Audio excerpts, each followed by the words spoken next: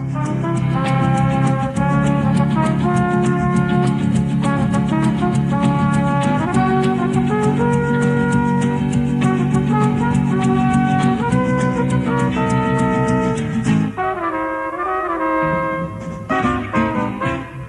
you know as much about the law as you should?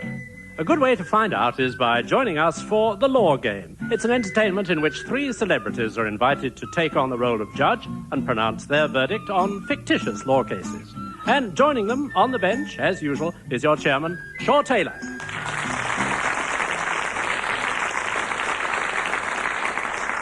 Good evening. Important news today because we've chalked up a century. Yes, this is the 100th edition of The Law Game.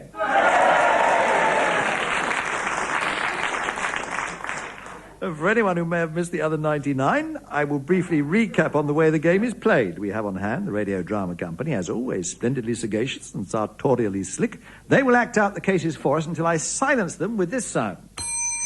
And that is the signal for the panel to come out fighting for points as they tell me who they think won the case and why. Each panel member will start off with 50 points and gamble as many of them as they dare to back their judgment. I will match their bets for a correct decision on which side won and double the odds to 2 to 1 if they give me near enough the right legal reasons. And the brand new panel gracing us with their presence tonight are Graeme Garden, Sally Burton and Trevor McDonald.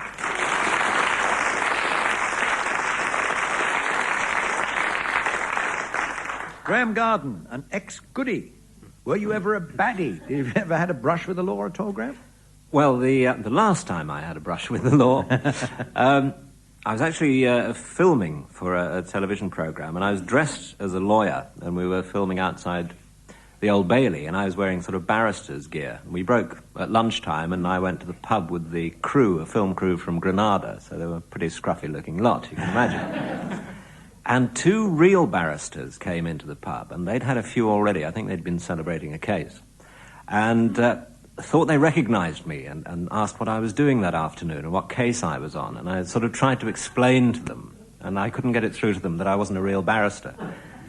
And they wouldn't sort of stop pestering us. And eventually I said, look, please, could you leave us alone? I'm just having a quiet drink with the jury. They retired in horror. Collapses stark barrister. Sally Burton, as well as being the wife of the late and sadly Miss Richard Burton, you've carved out your own career as a writer. Have you lived a completely innocent life, or has the arm of the law come into it at all? Well, I'm afraid I did have one minor brush with the law. A couple of years ago, I was travelling back from Los Angeles, and I arrived very early in the morning, and I was feeling pretty tired, and I saw the customs people watching me as I was heaving my luggage off the carousel. I thought, I'd better go through red. Because I knew I could remember I'd got some video cassettes with me. I thought I'd better declare them. And it was very near Christmas, and I also got a whole lot of Christmas gifts with me that had been given to me in America, and I didn't realise that you had to declare these things.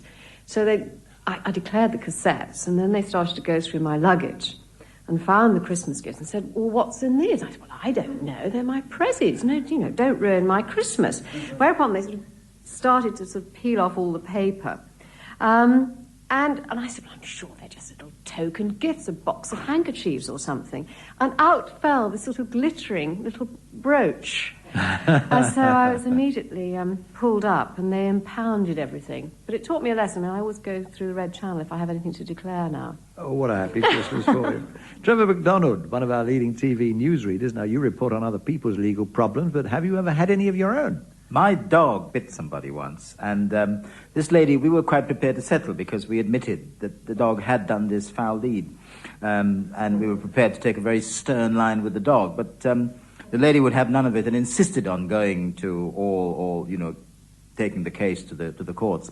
And I turned up the morning of the case, and the man who was representing me said, when the magistrate said, do you plead guilty or not guilty?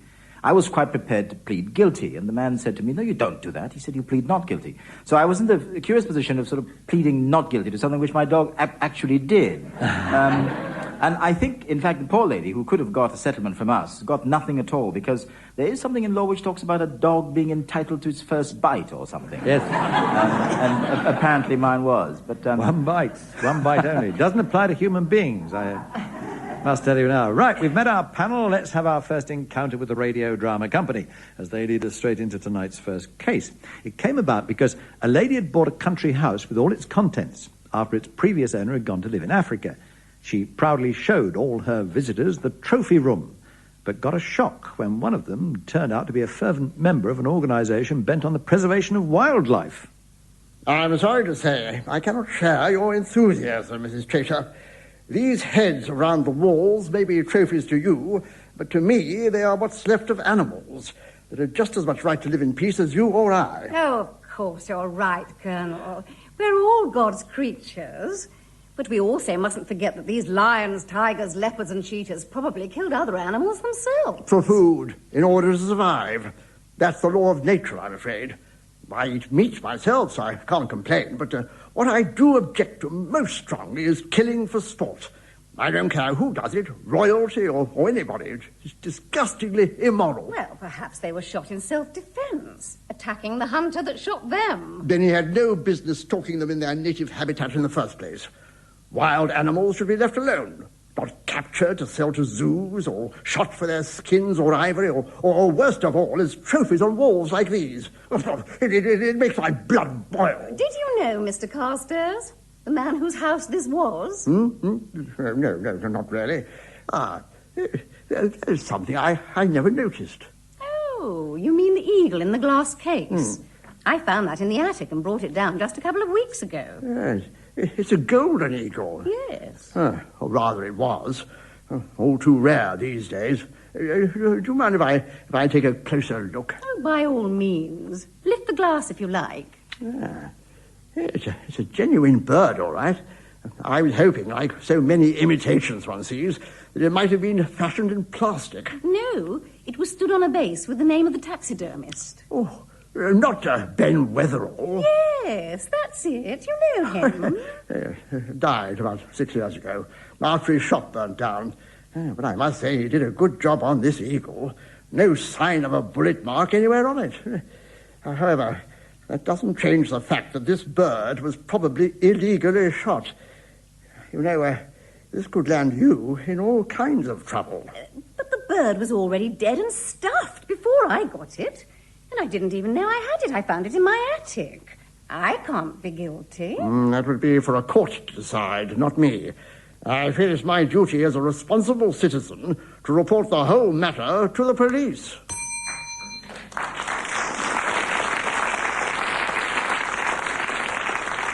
Well, panel, bearing in mind all these cases are based on real cases, Mrs. Chater was charged with possessing a dead golden eagle contrary to the Wildlife and Countryside Act of 1981.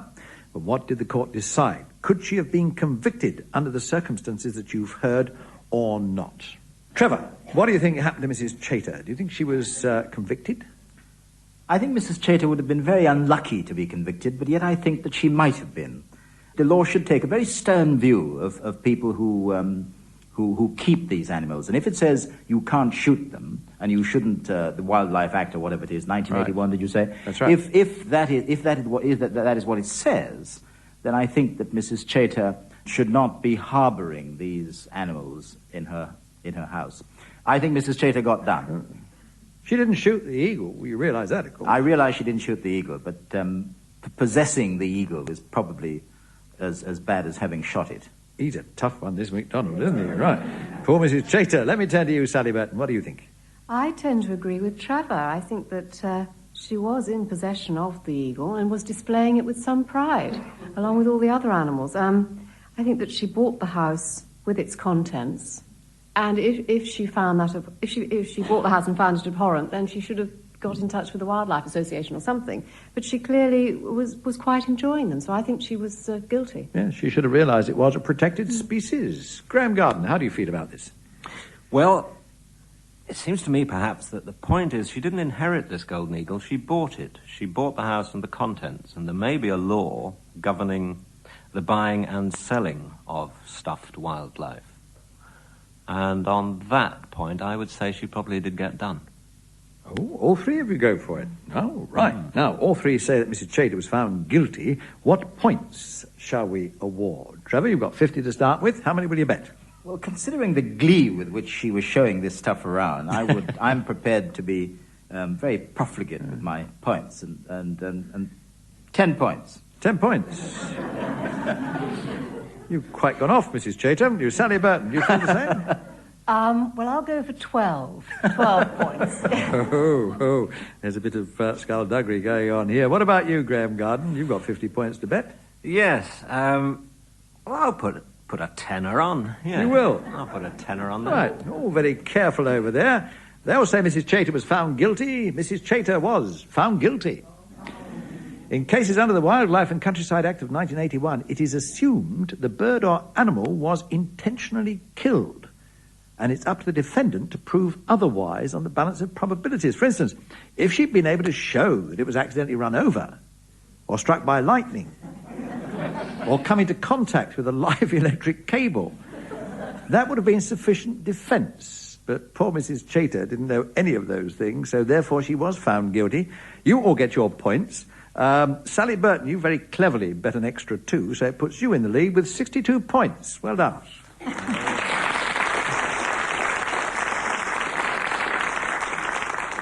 Case number 2 coming up. This is set in court. But, of course, it's a law game court where we tend to cut corners on strict legal procedure so we can squeeze 3 cases into the show. Now, this case was brought by an employee to claim damages from his employer under the Offices, Shops and Railway Premises Act of 1963. To learn the actual details of what happened, let's join them in court at the point where the counsel for the defendant is putting questions to her client. Mr. Belhurst, you're the owner of a chain of greengrocery shops, including the one of which the plaintiff was manager.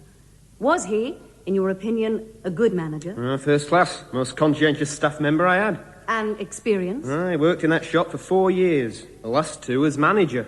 How many staff were there at the shop? 4 in all. The manager, Bill Patton, and he had 3 under him. Nicola, Sharon and lad, Tommy. But unfortunately, on this particular day, they were all off with a flu bug. When did you hear they weren't at work? That morning, when Bill Patton phoned me to say they were ill. He asked whether he should close up shop for the day. And what did you tell him? To open up as usual and do the best he could to cope. Why didn't you let Mr. Patton close for the one day? Well, it was a Thursday. Pension day at the post office next door. After they'd collected their money, a lot of the pensioners had stopped by the shop to get their weekly supply of fruit and vegetables. Yeah, they like doing both jobs in one journey. And you really thought Mr. Patton could manage the shop on his own, despite the fact that you knew he suffered with a weak back and had previously made it known to you that he was under doctor's orders not to lift anything heavy? Yeah. I told him if anything heavy needed lifting, he should get a customer to help him. Thank you, Mr. Belhurst. I've no more questions. But, my lord, if I may, I'd like to recall the plaintiff to the stand. Very well. Mr. Patton, would you please return to the witness box? And I must remind you that you are still under oath. Thank you, my lord. Mr. Patton, do you recall in your phone call to Mr. Belhurst his instructing you to do the best you could and not to attempt to lift anything heavy without assistance from a customer? Yes, he said both those things. But what he should have said is close the shop up for the day, except that he would have lost a few quid over it. You mean you would have preferred to have been paid to have the day off? No, what I'm saying is that if it normally takes 4 to run a shop, it's hardly fair expecting one man to do that work on his own. That's why Mr. Belhurst specifically told you to recruit help if, for example, you needed to lift anything. From who? He said himself that most of the customers on Thursday, the ones he wanted the shop kept open for, were old-age pensioners, and most of them were women. Would you ask an old-age pensioner to lift a heavy box for you? But you were, on your own admission, under instructions not to do it yourself. You disobeyed that instruction and cannot honestly claim that the resultant slip disc you suffered was anyone's fault but your very own.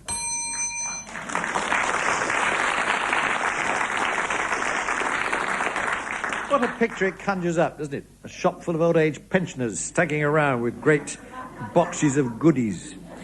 Well, now, Mr. Patton claimed damages under the Offices and Shops and Railway Premises Act of 1963, which states that no employee shall be required to lift a load so heavy as to be likely to cause him injury. So what happened, Sally Burton? I don't think he won the case, no. You don't think he did. You think no, he lost? I don't. No, I think he lost. Well, because Mr. Belhurst has said to him, don't lift anything heavy. That's right, and I think that he should have just explained to all those pensioners who were coming in anxious to spend their money No, it can't be done. Awfully sorry. Right, all right. So you think he lost. Graeme Yes, I Garden, do. what do you think? Well, I think Mr. Belhurst was a mean old so-and-so. Yes. And was very tough on Bill Patton, leaving him all on his own with an unrealistic instruction to recruit help without providing any means for him to do so. However, it seems to me it depends on how you define the word required in the law. And if Mr. Belhurst specifically told him, and Mr. Patton seemed to accept he was told, not to lift things, then I can't see that he was therefore required to lift things. And so, strictly speaking, I suppose Mr. Patton would lose the case. You're quite sad about that, really, aren't you? I'm very sad. I rather like Yes. Mr. Patton. All right, He'd Trevor have McDonald. got on well with Ben Weatherall, the taxidermist. Trevor McDonald, what do you think about poor old Patton there? Do you think he lost his claim?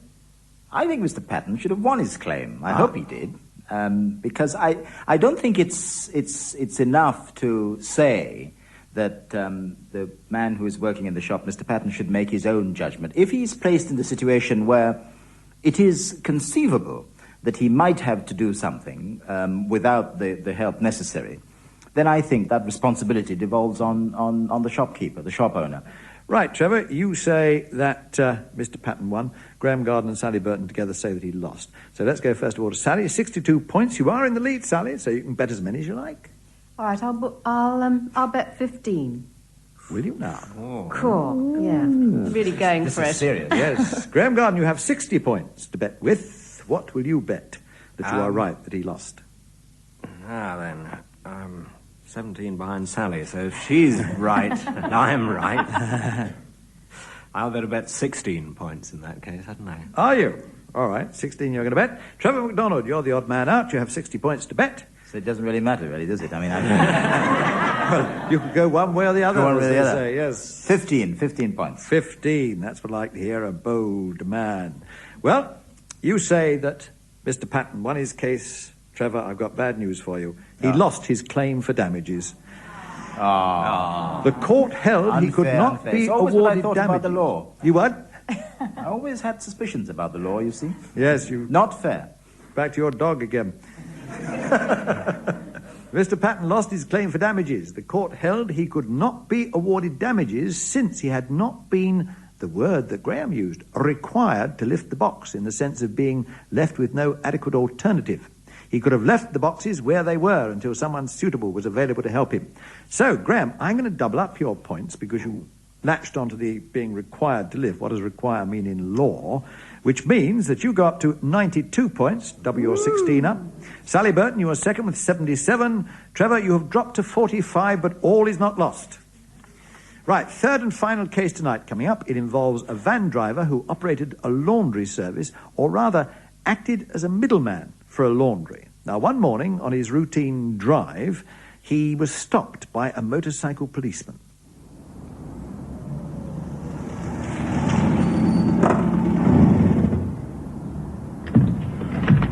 Something wrong, officer? Yes. I notice you're not wearing a seatbelt. Oh, I don't need to. This is a delivery van, specially constructed for making deliveries. Do you hold an exemption certificate permitting you to drive this vehicle when not wearing a seatbelt? No, I was told I didn't need one. I'm automatically exempt because I'm using the van as part of my rounds, delivering laundry. I see, sir. And just where is this laundry you say you're delivering? The van appears to be empty. Oh, it is at the moment. That's because I'm on my way to collect it. I pick it up every morning from Fordham Street. Come with me and see for yourself if you like. No, I'm quite prepared to believe you, sir. Having picked it up, what do you do with it then? Well, I'll take it back to my place, sort it out into 16 bundles, which I'll then deliver to the 16 restaurants that make up me round. You say you take the laundry back to your place. Where is that? My house. Your house? Yeah, I use it as my office. It's my registered office, so there's nothing wrong there. It's all kosher and above board. That may well be, sir, but you haven't answered my question. Where is your house? Selborne Crescent. It's about a mile back down the road. Yes, I do know where Selborne Crescent is. And you say you make this journey every day? Yeah. In this van? That's right. Without wearing your seatbelt? I don't have to. You're sure of that, are you, sir? Yeah, I read the regulations. Are you referring to the motor vehicle's wearing of seatbelts regulations of 1982? That's right. It says that seatbelts need not be worn by drivers of a delivery like this on its local rounds or collections. That's just what I'm doing. Or was doing before you stopped me. You're quite right about that section of the regulations, but my interpretation of them seems to differ from yours. I don't see travelling 1.5 miles back and forth from your home to the laundry as being part of your rounds. Obviously it's part of my rounds. It's where it starts. I can't deliver laundry that I haven't first collected. And that exemption clause includes the word collections.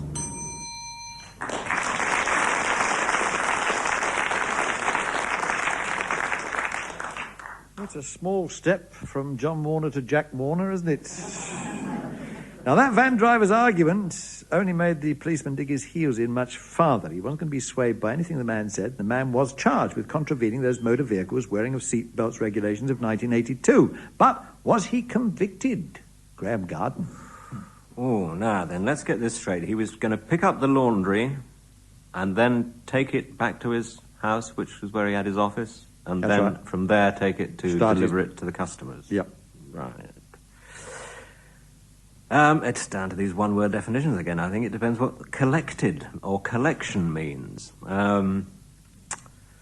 Does it mean it only applies if it's being collected from or delivered to a customer, or that it's being collected from some central depot and then delivered to a customer? I think probably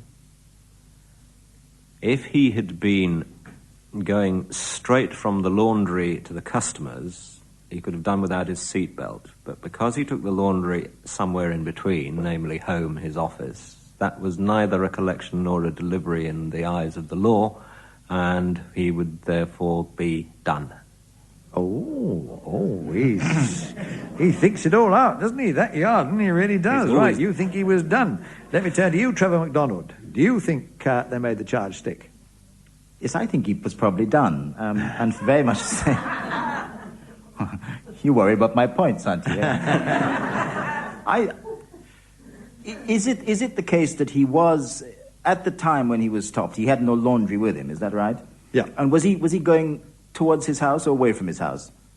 He was going away from his house. He was going away from his house, so he was going to collect the laundry. That's it, he was going to collect the laundry. He was on his way from his house to collect the laundry. I think it's probably stretching the exemption a little too far to say that when you go to collect it, you are still covered by the law which says that you're exempt if you have your laundry.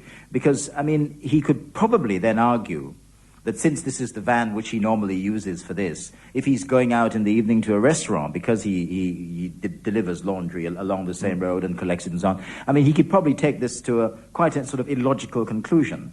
So I would have thought, perhaps again a little unfairly for him, but in the strictest interpretation of the law, I would have thought that he might be done. Yeah. You mean he could go on holiday as long as he took his own laundry with him? Absolutely. So you think he's done without as well? seatbelts. An unseat-belted laundry delivery driver, Sally Burton. What do you think? Two lads both think he was done. Yes, well, I'm afraid I'm going to be rather gloomy as well. I think it all seems to me to hinge on this sort of collection thing. I mean, collection as in picking up and having some laundry in the back of the truck, that's one thing. But he had no laundry there. He was on his way to pick it up. So I'm afraid I think the poor man was done. All three magistrates feel the same about yeah. this, do they? Right. Now, this is very interesting because it's now a question of points, isn't it? As you are all either going to win or lose, you've got to work out very rapidly how many points you should put on to either win or lose. Graeme Garden, you're in the lead. You've got 92 points. Sally Burton, you've got 77. Trevor McDonald, you've only got 45. I have no but chance things could change. Well, I don't know. Graeme Garden, how many of your 92 are you going to bet? Well, 78. 78. Right. All right. Trevor McDonald, you have 45. What are you going to bet? Has anybody ever finished with none at all, or sort of It has been minus 20 or something? It has been known. People have gone right down the pan with minus scores. 43. 43. Right. Sally Burton, you have 77. What are you going to bet? I'm going to go right near the edge. I'm going to bet 76. Are you? You don't make life easy for me trying to add it all up, do you? But we won't go through all of that. Right, you all say that the charge stuck. The charge stuck.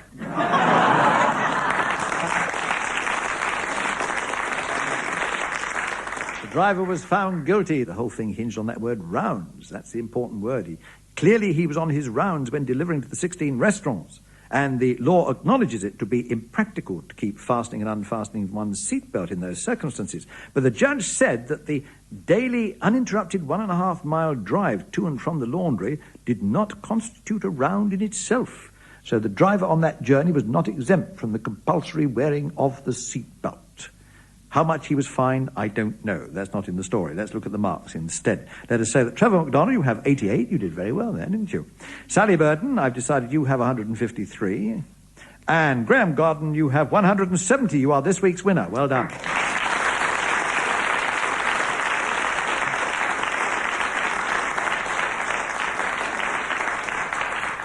No more cases tonight, but just a hint of one we shall be dealing with next time. It concerns the owners of the Big Wheel ride at a fairground who claimed they did not need to pay VAT because, like buses and trains, they were transporting members of the public. The Customs and Excise Commissioners sued them for VAT. Who was right, the fairground people or the customs men? Now think about that and then tune in next week and see if you were right. Until then, let me say good night on behalf of tonight's panel of Graeme Garden, Sally Burton and Trevor McDonald, the Radio Drama Company, who are Ian Target, Belinda Walker and John Warner, deviser and writer Brad Ashton, legal advisor Doug Cracknell, producer Sinead William, and finally from me too, Shaw Taylor. Bye-bye for now.